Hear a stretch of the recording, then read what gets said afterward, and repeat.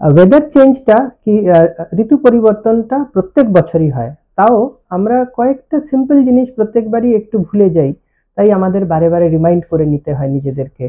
এর ভিতরে বাচ্চাদের, শিশুদের, টডলার্সদের এবং অ্যাডোলেসেন্টদের আলাদা আলাদা দরকারি ব্যাপার রয়েছে। যেই জিনিসটা টিনেজারের ক্ষেত্রে অ্যাপ্লাই হবে সেই জিনিসটা হয়তো একটা টডলার যে হাঁটতে শিখেছে তার উপরে অ্যাপ্লাই হবে না।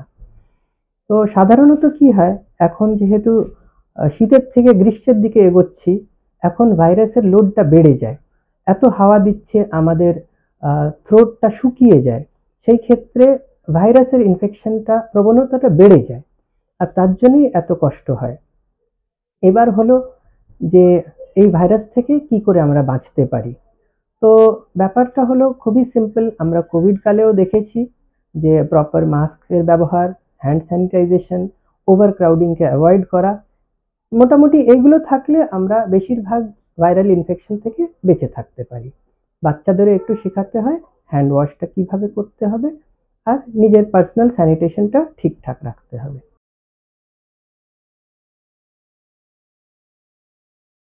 যারা ধরুন 2 বছরের নিচে রয়েছে তারা এক্সট্রিমলি ভালনারেবল।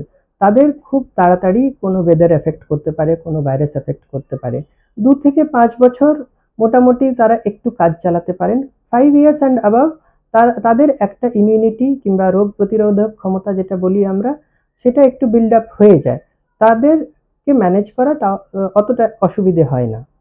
সবথেকে কষ্ট হয় যখন 3 মাসের নিচের বাচ্চা হয় কিংবা 1 বছরের নিচে বাচ্চা হয়, তাদের জ্বর সর্দি কাশি হলে কষ্টটা বেশি হয়। তো মোটামুটি আমরা এইভাবেই গ্রুপিং করি।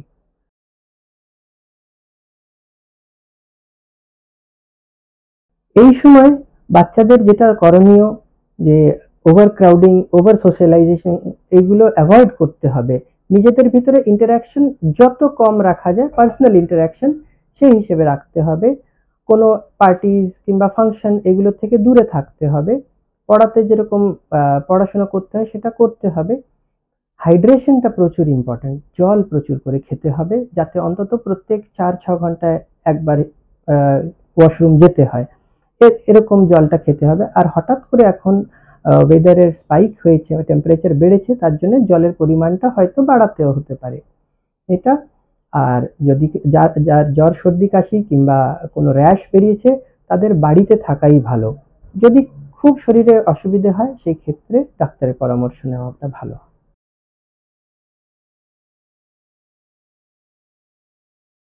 তো হাম, চিকেন পক্স, ফ্লু এগুলো হলো ভাইরাস জনিত রোগ। আর আমাদের কয়েকটা ভ্যাকসিনস অ্যাভেলেবেল আছে, যেটার মাধ্যমে আমরা ইমিউনিটি কিংবা রোগ প্রতিরোধক ক্ষমতাটাকে বিল্ড আপ করতে পারি। তো ধরুন যেরকম যদি হাম কারুর জেনে থাকি পাড়ায় কারুর আছে, তাহলে একটু সতর্ক থাকা, ওই বাড়িতে ভিজিট না করা, বাচ্চাদের ওই বাড়িতে না পাঠানো, সেই ব্যাপারটা ইম্পর্টেন্ট হবে। আর তাছাড়া টাইমলি আমাদের ইমিউনাইজেশন শিডিউল থাকে, ন্যাশনাল ইমিউনাইজেশন শিডিউল আছে, ইন্ডিয়ান একাডেমি অফ পিডিয়াট্রিক্সের ইমিউনাইজেশন শিডিউল আছে, সবকটাতে হামের কভারেজ রয়েছে। এমএমআর বলি অথবা এমআর বলি, সেইভাবে কভারেজটা করাই রয়েছে। চিকেন পক্সটা যেরকম ন্যাশনাল ইমিউনাইজেশন শিডিউলে নেই, সেই ক্ষেত্রে ওটা আমরা প্রাইভেট জায়গা থেকে ভ্যাকসিনেশন নিয়ে নিতে পারি। প্রপার ডায়েট হলো একটা balanced nutritional diet. Home cooked food, বাড়ির বাইরের খাওয়া যাতে না খাওয়া হয়। আর ওয়ান্স ইন আ ওয়াইল ধরুন কোনো খাওয়া হলো, তা ঠিক আছে, কিন্তু রেগুলার বেসিসে যাতে বাড়ির খাবারই খাওয়া হয়। আমি যেটা পার্সোনালি সাজেস্ট করি যে ডেইলি একটা ফল, সে যে কোনো ফল হোক, ডেইলি একটা ফল খাওয়া হোক। আর শাক সবজি, গ্রিন লিফি ভেজিটেবলস খাওয়া হোক, স্যালাড খাওয়া হোক, জল প্রচুর খাওয়া হোক। আর হেলদি কুকড ফুড, বাসি খাবার না খাওয়াই ভালো।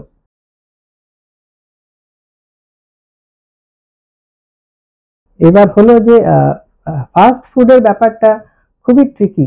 ওটা এত সুন্দর লিউক্রেটিভ প্যাকেজিং থাকে যে, আর টেস্টিও থাকে, যার ফলে বাচ্চারা ওর দিকে আকর্ষিত হয়। আমাদেরও যখন একটা খেতে খেতে অনেকটা খেয়ে ফেলি, তো তার জন্য বেটার হয় এদিক থেকে দূরেই থাকা। আর এটা পেরেন্টসের দায়িত্ব, as a guardian, as a সোসাইটির দায়িত্ব, যে কিভাবে বাচ্চাদের ওখান থেকে দূরে রাখতে হয়। বাচ্চারা অনেক সময় বায়না করতেই পারে আর করেও এইসব এইসব আনহেলদি ফুডস, ফাস্ট ফুডস খাওয়ার জন্য, কিন্তু সেটা লং টার্মে শরীরের পক্ষে খুবই ক্ষতিকারক। আমরা কম বয়সে ওবেসিটি দেখেছি, ব্লাড প্রেশার বেড়ে যাচ্ছে সেরকম দেখেছি, যেরকম ডায়াবেটিসের প্রথম লক্ষণ আমরা 10 বছরের নিচেও দেখতে শুরু করে দিয়েছি। তো সেসব একটা অ্যালার্মিং সাইন। এগুলো খুব স্লোলি ডেভেলপ হয়, তার জন্য ডিটেক্ট করাটা মুশকিল। সেই ক্ষেত্রে আমার অনুরোধ থাকবে পেরেন্টসদের যে ফাস্ট ফুডস, জাঙ্ক ফুডস যতটাই অ্যাভয়েড করতে পারেন ততটা ভালো।